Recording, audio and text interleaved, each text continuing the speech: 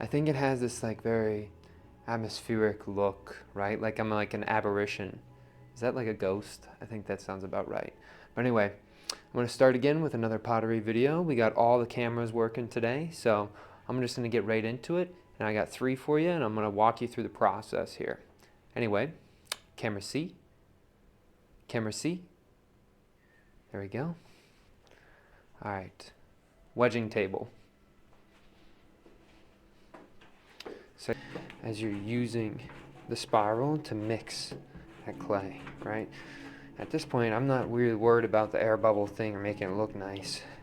I just want to make sure I get the clay nice and equalized with its hardness, right? Pushing again. I'm going to slow down. All right, and then pottery shelf. So you can kind of see the background there. Right, and so isn't that a cool image too? Your fit is working with it too. Just the colors. Oh yeah, the sky and my pants are like the same color as the sea. That's funny. All right, camera B.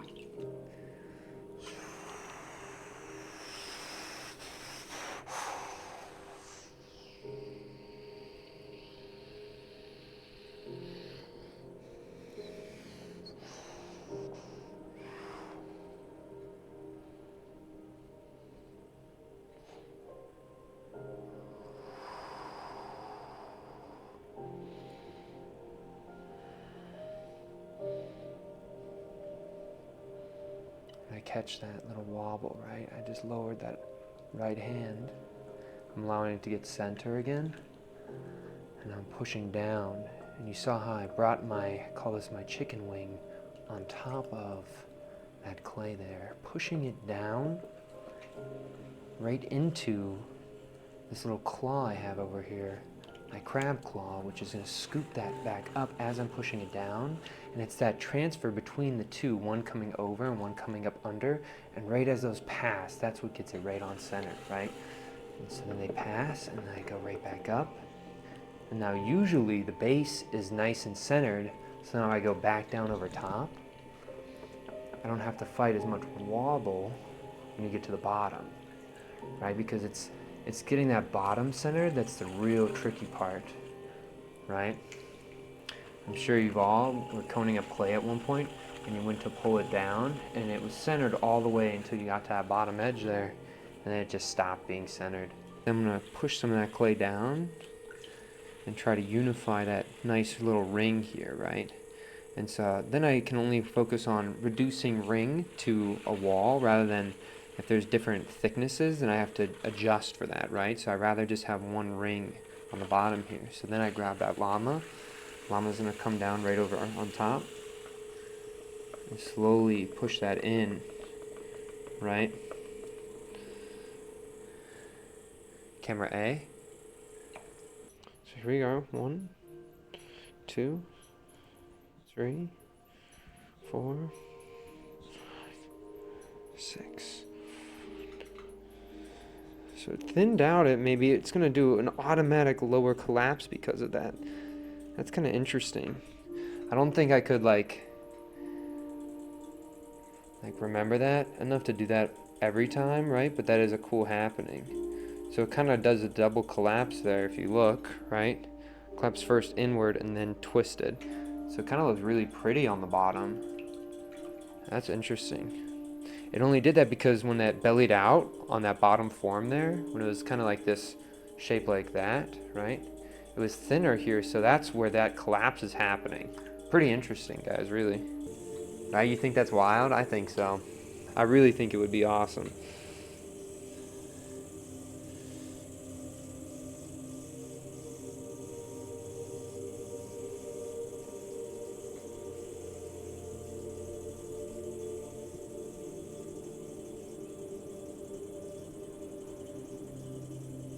So it's getting super thin and starting to buckle there. But I'm gonna still finish the pole.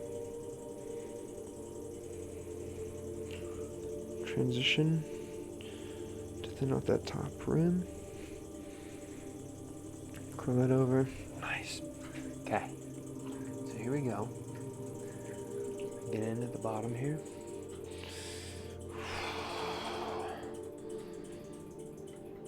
And then maybe I'll switch that. Camera A. Camera A. Wheel. Okay.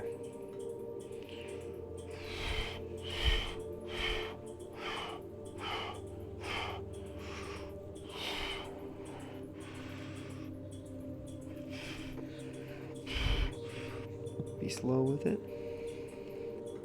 And we're going to allow it to twist on itself for a little bit here.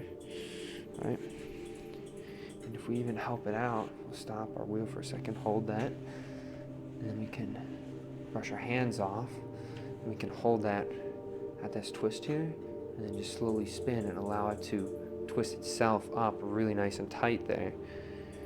And then sort of push it to the middle, push it down, and then since it's all supporting itself now, maybe we'll have a better time opening this top up, right?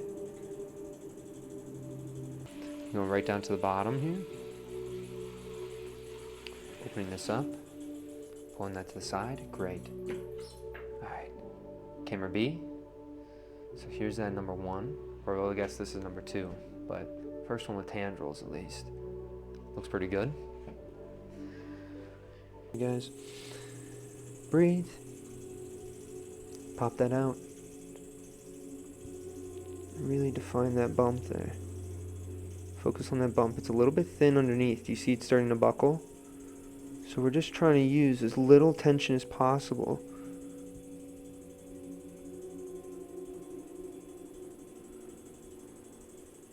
So if we don't buckle that bottom, and we can still finish the pole here. And this is where those moments where keeping that rim thinner and making that volcano help out, right? Because the clay has a memory of being that narrow, so the top always feels like it's easier for me to control, right? That's the fun part about it, right? When the things that you do before start snowballing later on, you see that work that you put in earlier, right? You delayed your instant gratification, you got a reward from it. Here we go, we're gonna start up, slowing the wheel down, finding a rhythm. 1, 2, 3.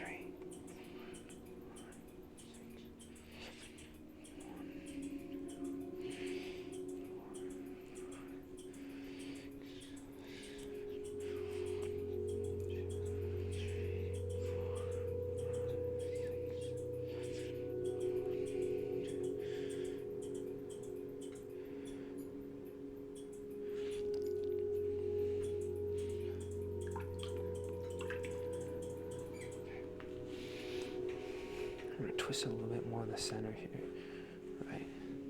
We're trying to keep that twist, and once we establish that twist, we might be able to pull out the top rim just a little bit more. So it almost looks like it's putting its own hat on or something. Right. Camera B. I think this one is... I got 2 really good ones today, y'all. We'll see how they look when we get them all together on the same screen. And we'll do a little review of them. But look at this, man. Camera A. Alright. Like, look at that. Wedging table. Wedging table. There we go. Grab the one off the wedging table here. I guess we'll have this one. I feel like this is the one that we did at the beginning of the day. There's a cool beginning collapse that leads up into the secondary collapse, but I just think it's a little bit mundane overall. I don't think I did anything too crazy on the bottom. I didn't leave enough to really make a cool tendril for that skirt. But then we got the hard hitter for the day. This one over here. Look at this one. I did a double tendril on this one. 2 arms, really giving it some personality. Looks like it's maybe putting a hat on or something. There's some real drama baked into that pot where it starts looking more like sculpture. In comparison to the top one here, which I also think is a great pot, but I think it's using the tendrils more as a pattern, and so it doesn't have that same voice as this pot does, right? And so that's something that I was noticing about the pots today. Anyway, thank you so much for watching. All the best, and strong mentality.